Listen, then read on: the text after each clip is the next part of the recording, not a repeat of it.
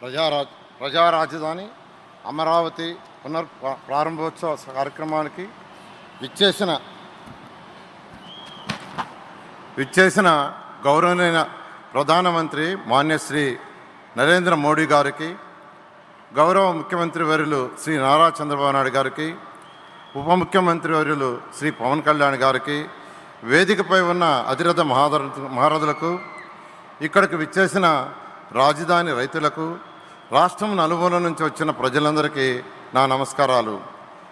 అమరావతి నిర్మాణానికి తమ ప్రోత్సాహాన్ని అందిస్తూ నేనున్నానంటూ భరోసా ఇస్తూ ఈ కార్యక్రమానికి ముఖ్య అతిథిగా విచ్చేసిన గౌరవ ప్రధానమంత్రి మాన్యశ్రీ నరేంద్ర మోదీ గారికి ఆంధ్రప్రదేశ్ ప్రజల తరపున ఆర్థిక స్వాగతం పలుకుతున్నాను. 10 ఏళ్ల క్రితం అమరావతి రాజధాని ప్రధానమంత్రి నరేంద్ర మోడీ గారి చేతుల మీదుగానే పురుడు పోసుకుంది. మళ్ళీ తిరిగి 10 ఏళ్ల తర్వాత అమరావతి పునఃప్రారంభం కూడా ప్రధానమంత్రి నరేంద్ర మోడీ గారి చేతుల మీదుగానే జరుగుతుండటం మన అదృష్టం.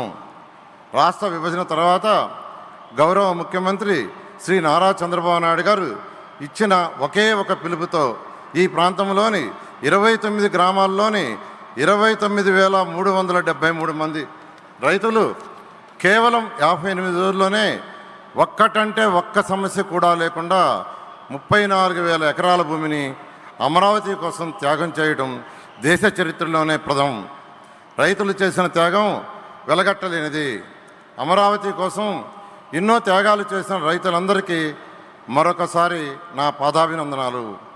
ప్రపంచంలోనే టాప్ 5 రాజధానిలో అమరావతిని ఒక రాజధానిగా నిర్మించాలనే లక్ష్యంతో 2014-19లోనే 41,000 కోట్ల విలువైన పనులు ప్రారంభించాం.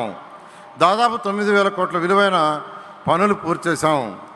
గత ప్రభుత్వం నిర్వాహకంతో గడిచిన 5 ఏళ్లలో రాజధాని నిర్మాణ పనులు పూర్తిగా నిలిచిపోయినాయి.